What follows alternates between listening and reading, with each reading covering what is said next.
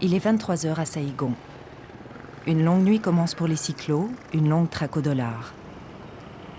Pour la plupart, les cyclopousses de Saïgon sont d'anciens soldats du Sud, des commerçants ruinés, des paysans dépossédés, bref, des parias.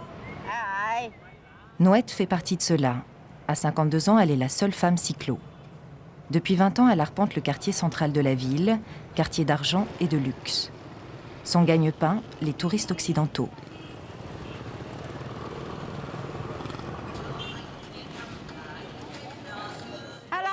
Bonsoir, vous allez quelque part en cyclo? Je peux vous emmener en balade. D'accord, l'Apocalypse. Il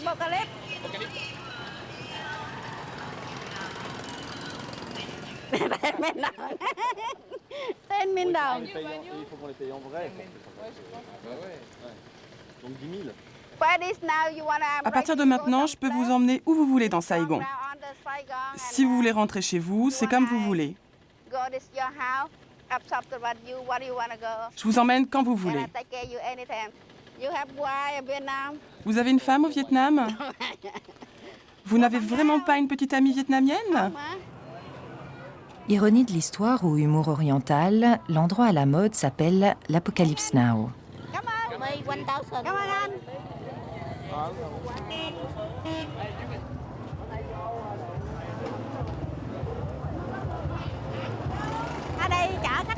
Ça me rapporte 5 francs.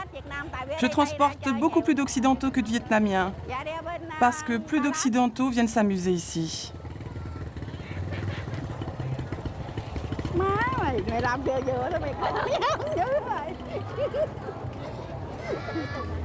Entre cyclos, l'ambiance reste toujours chaleureuse, mais dès qu'apparaît le client, la concurrence est rude. Sur les 6 dernières années, 21 compagnies de taxis ont été créées. Et la mode, aujourd'hui, c'est la moto japonaise. Habituellement ici, on s'arrête à 4 heures. Mais comme ce soir, il y a beaucoup de monde, ça peut durer toute la nuit. Attendre, être patient, c'est la règle d'or du métier. 5 heures du matin, Noët rejoint son quartier près du port. Après une journée et une nuit de travail très fatigante, quand je rentre, la route est déserte. Je n'ai affaire à personne. D'ici jusqu'à chez moi, la route est tranquille. Il n'y a pas de raison d'avoir peur de quoi que ce soit. La nuit, la ville m'appartient.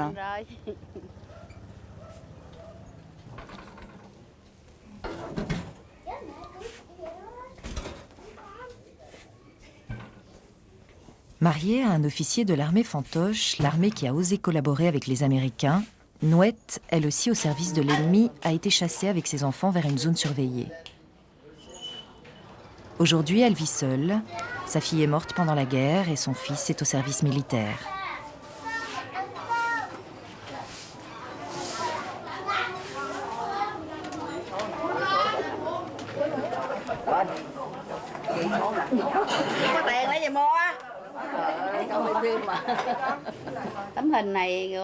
C'est moi à 20 ans. 3 ou 4 mois après la réunification du Vietnam, mon mari a été envoyé en camp de rééducation. Tout le temps où il a été là-bas, je n'avais pas d'argent pour lui rendre visite et lui apporter des vivres.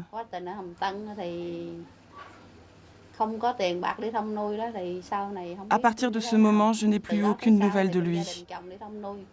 J'ai fait toutes sortes de métiers, puis j'ai commencé à conduire le cyclo. Et à partir de là, je me suis rendu compte que je pouvais gagner ma vie en étant conducteur de cyclo. Je me suis efforcée de continuer jusqu'à aujourd'hui.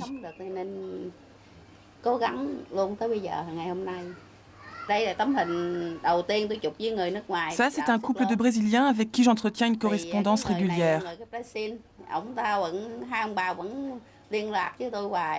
Je pense que ce couple m'aime beaucoup. Et voici le premier cyclo que mes Brésiliens m'ont aidé à acheter.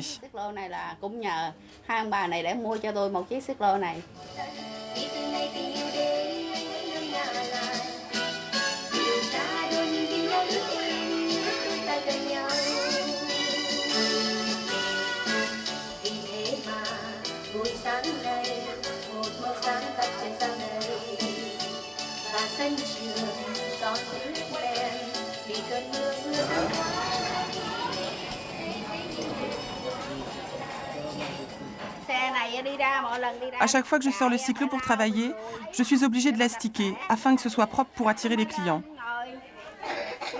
Ce n'est que de cette façon que je pourrai gagner entre 30 et 60 francs et après je pourrai rentrer.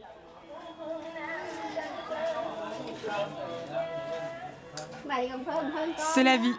J'aime ce cyclo plus que mon propre fils.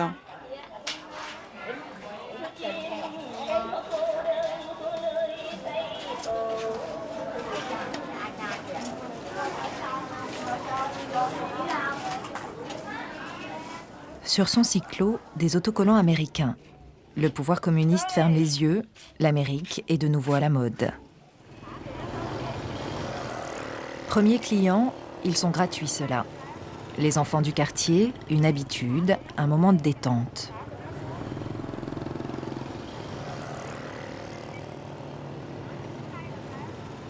Saïgon, rebaptisé Ho Chi Minh Ville après la victoire des communistes en 1975, tente d'effacer son passé colonial.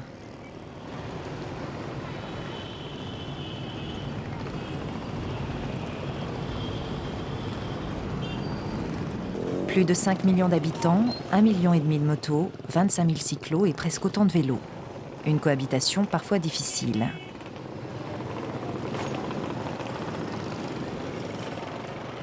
Pollution, chaleur, embouteillage et pour Nouette, 150 kilos à pousser à chaque course.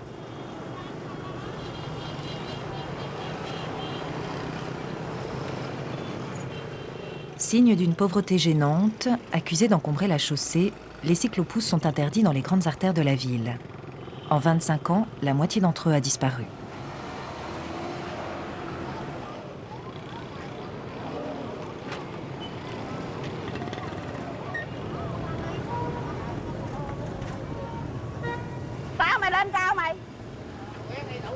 Les Chinois sont la bête noire de Nouette.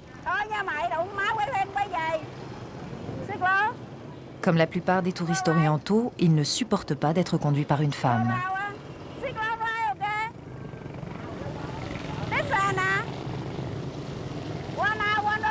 Écoutez, 1 heure, $1. Pour aller faire un tour, 1 heure, c'est $1. Je peux vous emmener n'importe où, d'accord?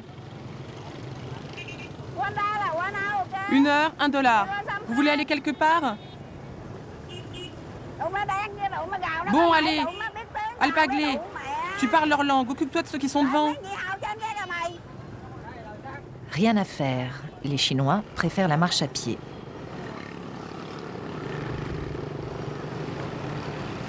« 5 heures. En période de mousson, c'est la pluie. Elle est présente 6 mois par an. Les clients ont déserté les rues, il faut s'arrêter, se changer. C'est l'occasion aussi d'aller siroter un café avec les motards du port.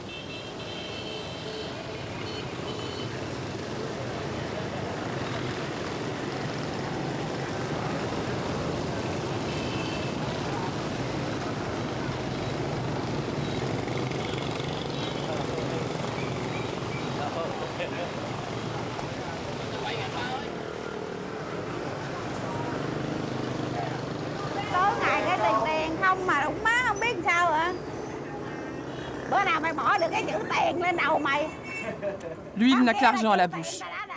Le jour où tu pourras enlever le mot argent de ta tête. Ici, je travaille avec les frères. On ne se cherche pas de querelle. D'accord, je suis une femme, mais j'ai le caractère d'un homme. Ce qu'un homme peut faire, je peux le faire. Il n'y a pas de rivalité entre les frères, parce qu'ici, on vit en collectivité. C'est chacun son tour. L'un ne cherche pas concurrence à l'autre. On ne se fait pas la guerre.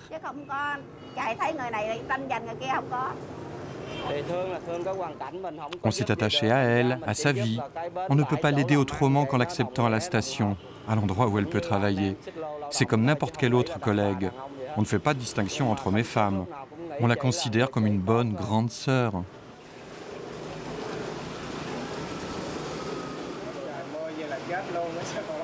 Avec cette pluie, c'est la mort certaine. On ne peut pas faire de course, c'est la fin assurée. Depuis 2 mois, Nouette est inscrite dans cette coopérative de taxi-moto. Elle peut y louer une moto mais doit reverser 50% de sa course au propriétaire. On y travaille chacun son tour. C'est beaucoup plus d'attente, mais plus d'argent qu'en cyclo. Est-ce que tu as fait des courses? C'est le tour de qui? Mon Dieu, mon tour est loin derrière. Je crois que je vais rentrer. Mais non, t'es pas si loin que ça. Cette coopérative où elle ne vient que quelques heures par jour, c'est un moyen de penser à sa reconversion et d'atteindre son rêve, celui d'avoir un jour sa moto.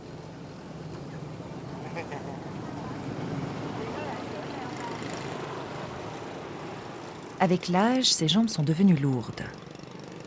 Encore maladroite, mais persévérante, Nouette part chasser le client.